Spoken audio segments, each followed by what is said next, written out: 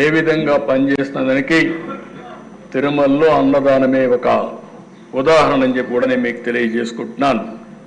అందుకని అధ్యక్ష, ఇక్కడ కూడా అందరికీ అప్పీల్ చేస్తున్న దాతలందరికీ మీ దగ్గరలో ఉండే అన్నా క్యాంటీన్కి ఒక రోజున మీరు పుట్టినరోజు కానీ మీ ఇంట్లో మంచి కార్యక్రమం చేసే సమయంలో కానీ మీ కుటుంబ సభ్యుల్ని గుర్తుంచుకునే కార్యక్రమం చేసే సందర్భంలో కానీ ఒక 10 మందికి భోజనం పెట్టాలంటే అన్నా క్యాంటీన్ ఉపయోగించుకోండి. అన్ని దానాల కంటే అన్నదానం పవిత్రమైనది.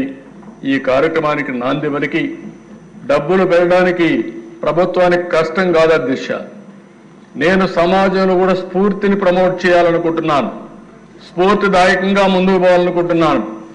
మొన్న విజయవాడలో వరదలు వస్తే అధ్యక్ష, ఆ రోజు ఎన్డీఏ ప్రభుత్వం పనిచేసిన విధానానికి ప్రజలు మెచ్చి మేము కూడా ఈ మంచి కార్యక్రమంలో భాగస్వాములు కావాలని దగ్గర సీఎం రిలీఫ్ కి 500 కోట్ల రూపాయలు ఇచ్చారంటే అది ఈ ప్రభుత్వం పైన విశ్వసనీయత.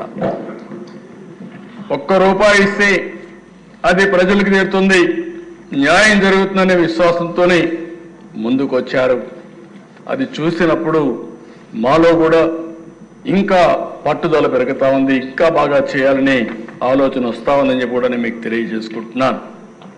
ఇది అయిన తర్వాత దిశ ఏదైతే ఎన్నికల మేనిఫెస్టోలో చెప్పామో ఆడబిడ్డలకు దీపం 2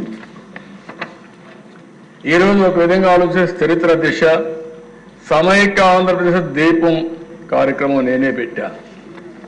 ఆ రోజు దేశంలో ఎవ్వరూ కూడా ఆలోచించినప్పుడు మా తల్లి కష్టాలు నేను ఒకసారి ఆలోచించుకుని ఎవరైతే ఆడబిడ్డలు ఉన్నారో ఏ ఆడబిడ్డకు అలాంటి కష్టం రాకూడదనే ఉద్దేశంతో ఆ రోజు దీపం ప్రవేశపెట్టాం. ఈ దీపం యొక్క ముఖ్యమైన ఉద్దేశం చూస్తే అధ్యక్ష, ఎక్కడెక్కడో కట్టెలు తెస్తారు. ఓసారి వర్షాకాలంలో బయట ఉంటే కట్టెలన్నీ ఎండిపోతే బాగా తడిచిపోతే ఆ కట్టెలు తీసుకొచ్చి పొయ్యిలో పెడితే ఎంత పొగంటే ప్రతి ఒక్క ఇంట్లో ఒకే బెడ్రూమ్ ఇల్లు ఉంటుంది, రూమ్ ఒకటే ఉంటుంది, అక్కడే కిచెన్, అక్కడే డైనింగ్, అక్కడే పడుకుంటారు. ఇల్లంతా కూడా పొగొస్తే ఆడబిడ్డలు పడే కష్టం అవన్నీ చూసిన తర్వాత నాకు అనిపించింది. అప్పట్లోనే రామ్ నాయక్ అని ఒక మంత్రి ఉండేవాడు మహారాష్ట్ర నుంచి, వాజ్పేయి గారిని మెప్పించి రామ్ నాయక్ని గట్టిగా రిక్వెస్ట్ చేసి ఆ రోజుట్లోనే ఇంటింటికి దీపం కింద వంట గ్యాస్ సిలిండర్లు ఉచితంగా సరఫరా చేసిన పార్టీ తెలుగుదేశం పార్టీ అధ్యక్ష.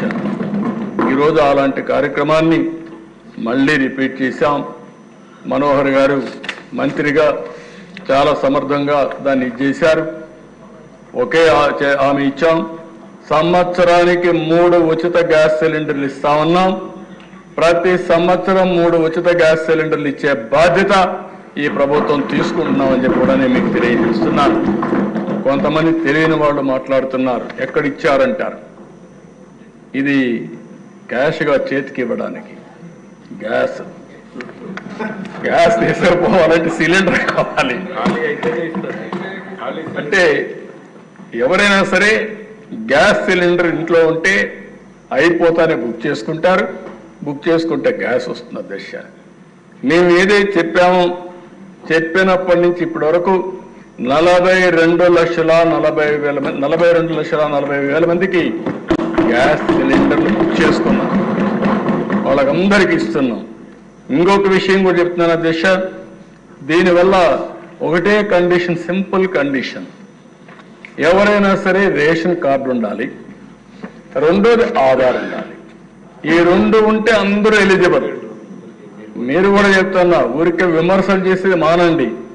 ఒకటే హామీ ఇస్తున్నా, ఈ హౌస్ లో ఎవరికైతే రేషన్ కార్డు ఉందో, ఎవరైతే ఆధార్ అథెంటికేషన్ ఉందో అలాంటి అందరూ కూడా దీపం 2 కింద 3 సిలిండర్లకు అర్హులు, తీసుకునే హక్కు వాళ్ళకు ఉంది. ఎవరైనా ఇవ్వకపోతే దబాయించి తీసుకోమంటున్నా.